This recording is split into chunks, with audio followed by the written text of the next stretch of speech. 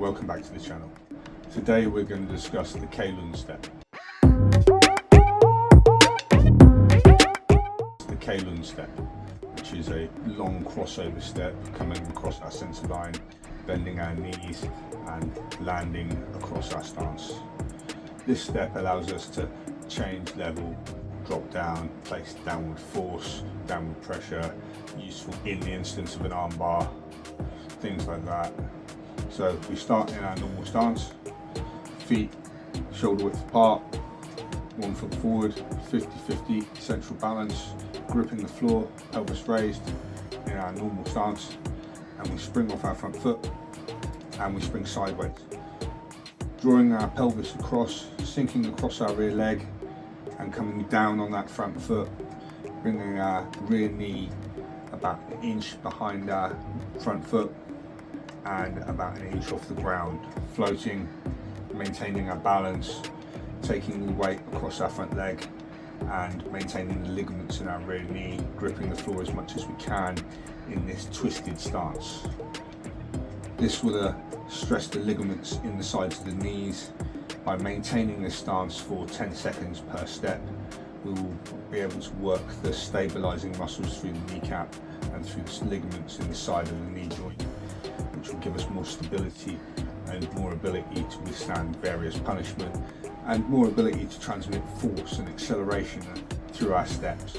So it benefits us to work these stabilizing ligaments along our kneecap and around the knee joint by bearing weight across in different stances. So we step across ourselves, sinking, coming down, leg bent at a 90-degree angle, other leg tucked behind us, cross our stance, legs crossed, pelvis tucked.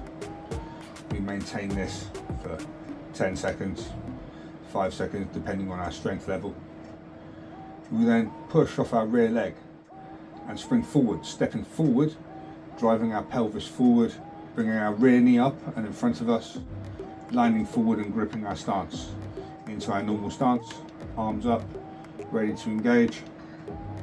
Then we spring sideways, dropping down, coming across our stance and sinking our weight through our front leg, maintaining control of our rear leg, keeping our pelvis turned forward and maintaining our structure, coming across ourselves, gripping the floor, maintaining this stance, maintaining our tension through our pelvis and control through our knees. And then we push forward, bringing our pelvis through, bringing our rear leg up and taking our stance. This will allow us some sideways movement and the ability to drop down into a lower stance whilst maintaining our balance. So we can train our balance, the ligaments in our knees, some leg strength and the ability to bob up and down, changing level and controlling the level. So this is the Kei Lun step, the crossover step.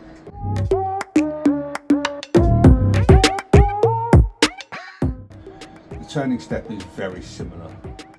The Kei Lun allows us to train the ligaments that we're now going to use to step across ourselves and pivot on the balls of our feet to rotate to face the other way. So this allows us to change direction very quickly. A less extreme example would be just moving to the centre line, pivoting the balls of the feet and stepping forward to turn sideways. So this allows us to practice our mobility and practice drawing our shin across our centre line whilst maintaining our balance. We shouldn't fall into these steps. There should be definite movement, control our leg and place our foot, then grip the floor. We shouldn't be falling into stances. If you step, say, into your Kei Lun stance and you fall down and somebody knocks your foot, you will fall and you will be swept. If you have control of your balance as you're going and somebody strikes your foot, maybe you can redirect and keep your balance and counter. So we must always strive to control our pelvis and control our knees as we step. So our turning step, we step across, not as far as the Kei Lun step. We're not going to bend our knees 90 degrees and sink to the floor. We're just going to come across our stance. Come across and then pivot on the balls of the feet to face the other way.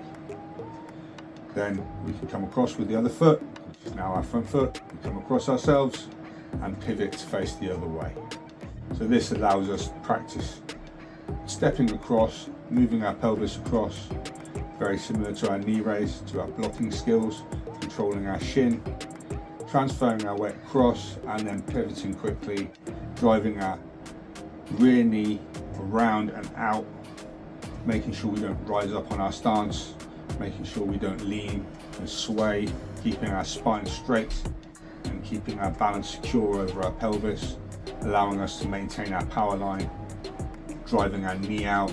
If there's somebody stepping forward, maybe we can contact with our shin, coming across ourselves.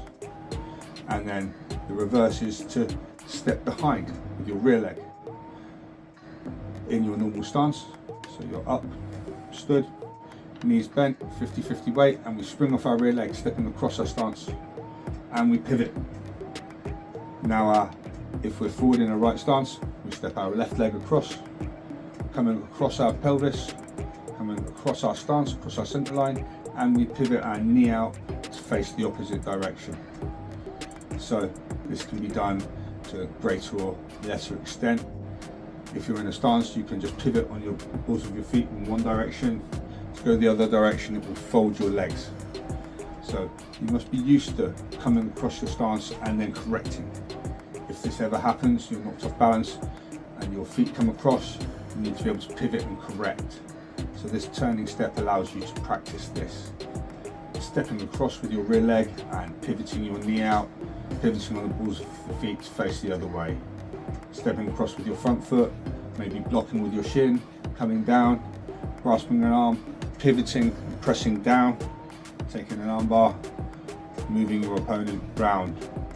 So these are some of the footwork which allow you to be more agile, and more extreme versions of the footwork to train the ligaments and forces to make you faster at performing these movements, moving sideways, stepping across and pivoting, various step work to make you more agile and cover various angles which may occur during combat situations. So, thank you for watching, and I will see you in the next video.